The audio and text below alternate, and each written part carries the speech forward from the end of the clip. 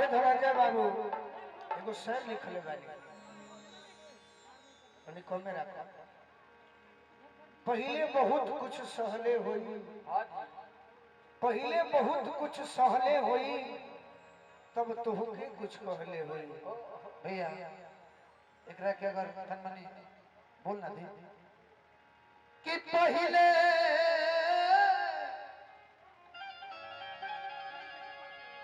बहुत कुछ सहले होई,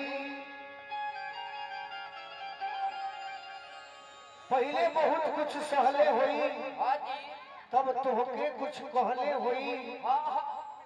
तू ही ना चाहे ना उनके उहु तुहके चहले होई, पहले बहुत कुछ सहले होई। टूटल प्रेम तो के बादोसी उहो बहुत निभले होई, पहले बहुत कुछ सहले होई, तब तुहके कुछ कहले होई। पंकज उदासी को गीत गौले रहनी आप जिनके करीब होते वो बड़े खुश नसीब होते आप जिनके करीब होते।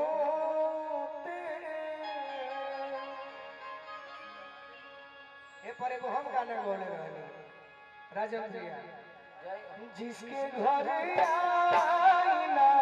नहीं होता, जिसके घर आईना नहीं होता, उसका खुद का पता नहीं होता, उसका खुद का पता नहीं होता, जिसके घर आईना नहीं होता, जिसके घर आईना नहीं होता।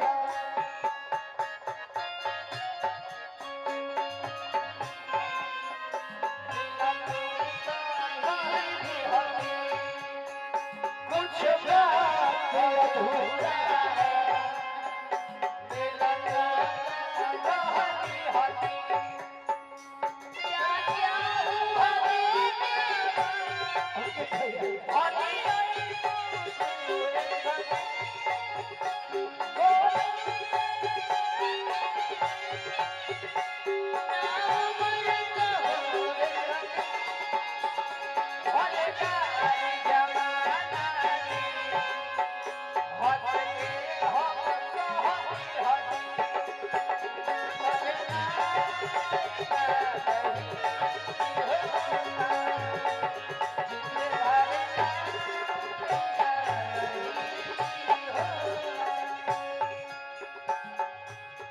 अपने जीवन में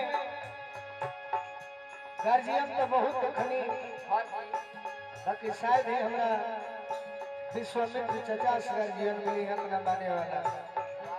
गायिका भी बहुत अच्छा अच्छा बालो, लेकिन शायद निशा समर मित्र ना।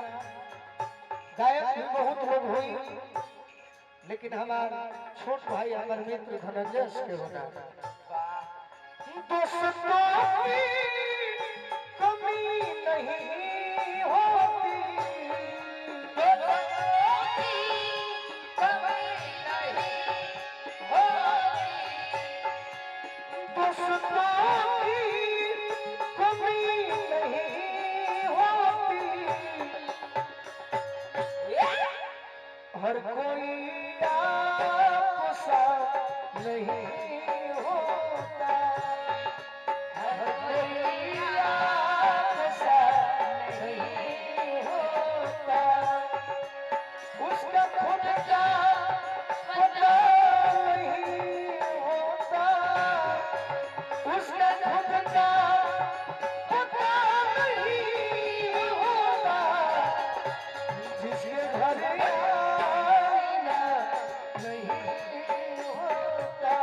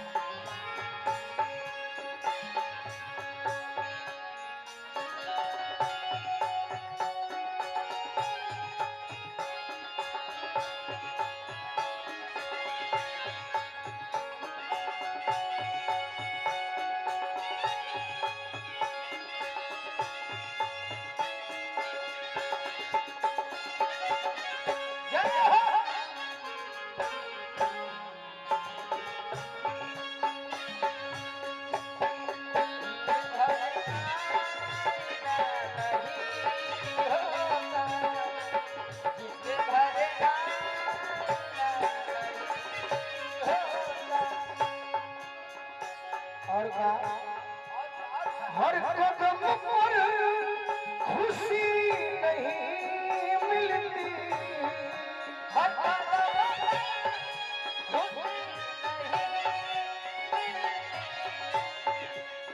हर कदम पर खुशी नहीं मिलती, हर कदम पर खुशी नहीं मिलती, क्योंकि थोड़ा गम भी बुरा नहीं होता, थोड़ा गम भी बुरा नहीं होता, थोड़ा गम भी बुरा नहीं होता।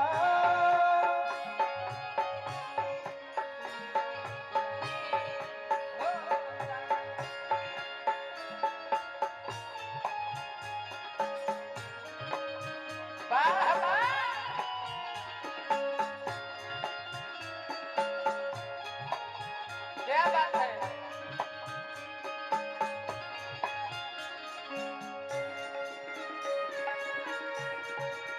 बना रहे बिल्कुल बाबा। क्या बात है हे प्रिया भैया? ये देखो बाबा।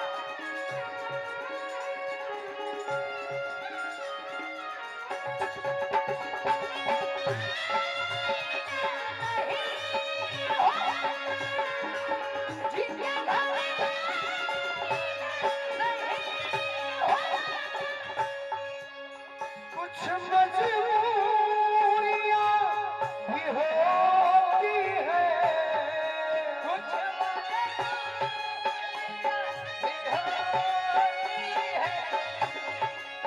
कुछ मजबूरियां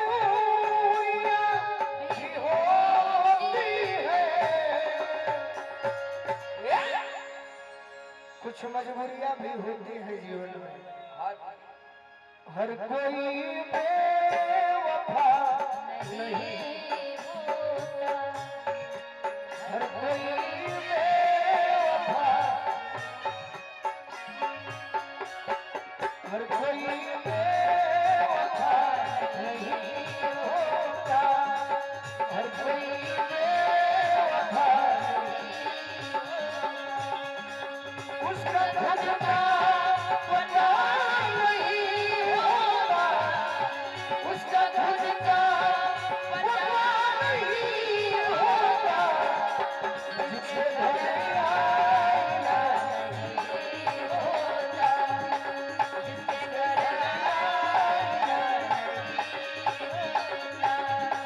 जिसे धड़का नहीं होता। ये गाना क्या बात है?